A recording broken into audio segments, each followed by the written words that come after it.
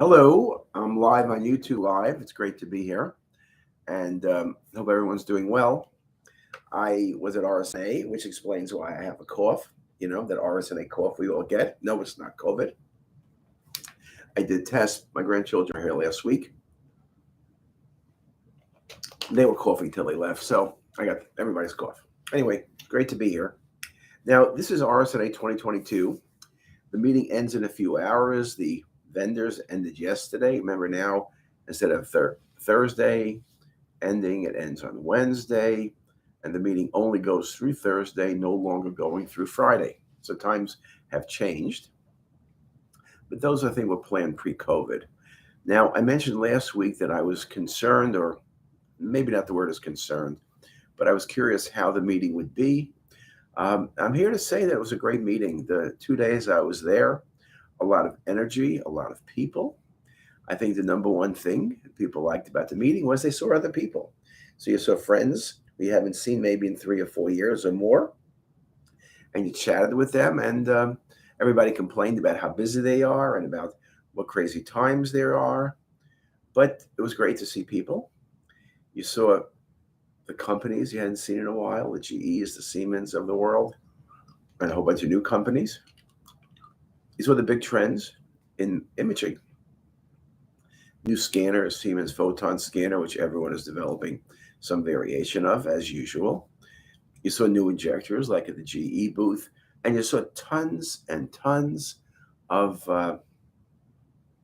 AI applications, whether it was NVIDIA or Google, who were the big dogs making all sorts of announcements, or was small companies, or it was the Gs or the Siemens or the Radnets.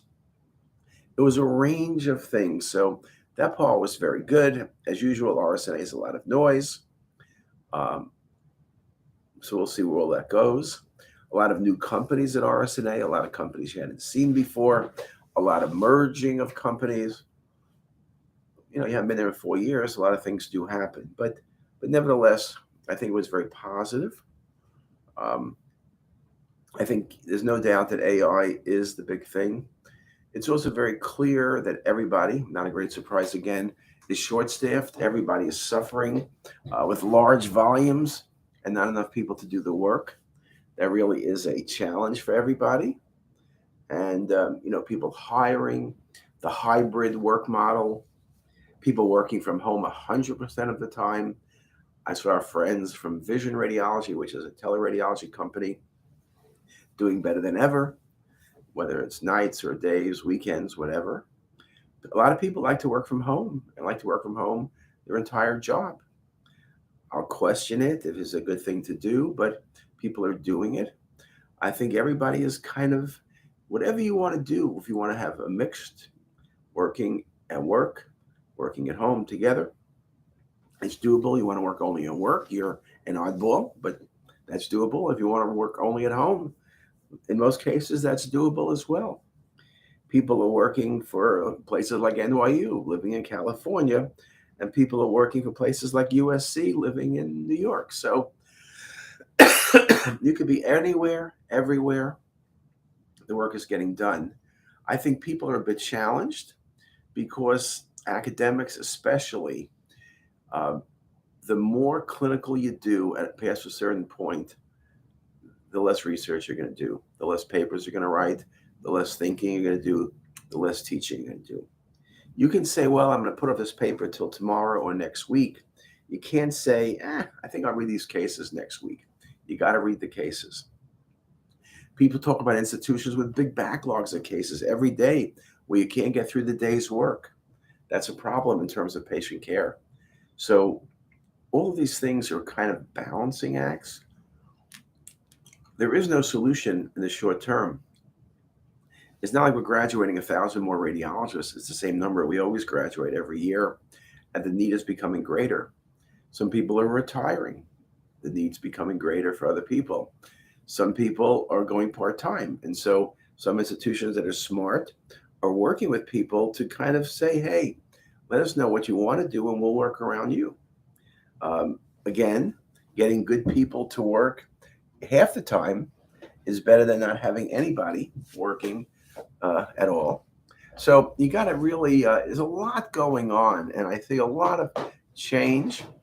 I think, of course, everyone's hoping AI, at least at this point, can come in and do things, particularly areas like mammography, areas like emergency medicine, chest x-rays. Can AI come in and read a lot of the cases, particularly the normals, and then have us read the abnormals?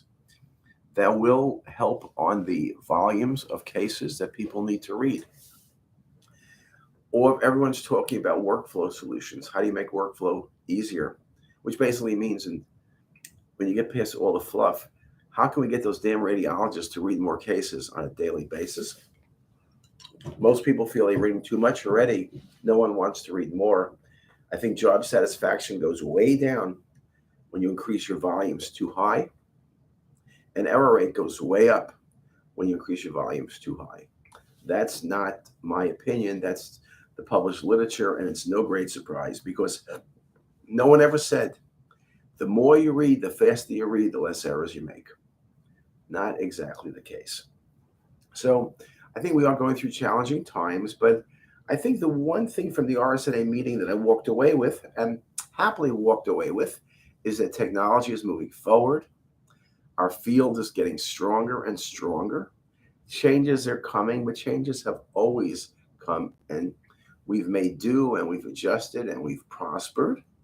I think it is a challenging time. This ability for academics to survive in an environment where the clinical workload is super high, that is going to be, I think, without swallowing this cough drop, the biggest challenge we have. I think we had some good papers at RSNA. We had good exhibits. We didn't have as many as we had before, but hopefully next year we'll do better. I think that a lot of our faculty didn't go this year, or if they went for less time.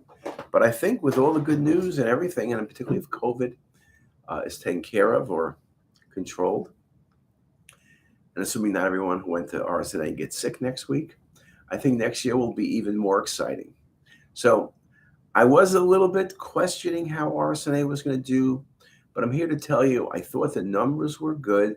They weren't RSNA 2018 or 2019, but it wasn't RSNA 21 either. Lots of energy, lots of interest, lots of focus. I think all in all, it was a great meeting. The RSNA should be commended on doing a great job, though I would say that they did a terrible job on the way they have the abstracts listed. You see only one author, and it makes it very confusing.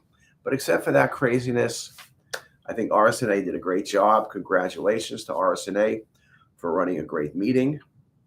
Congratulations to everybody who was there, vendors and radiologists alike, and administrators and whatever else was there.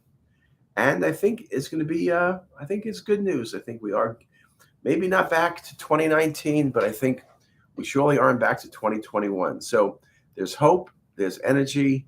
And with that, I hope everyone has a great day.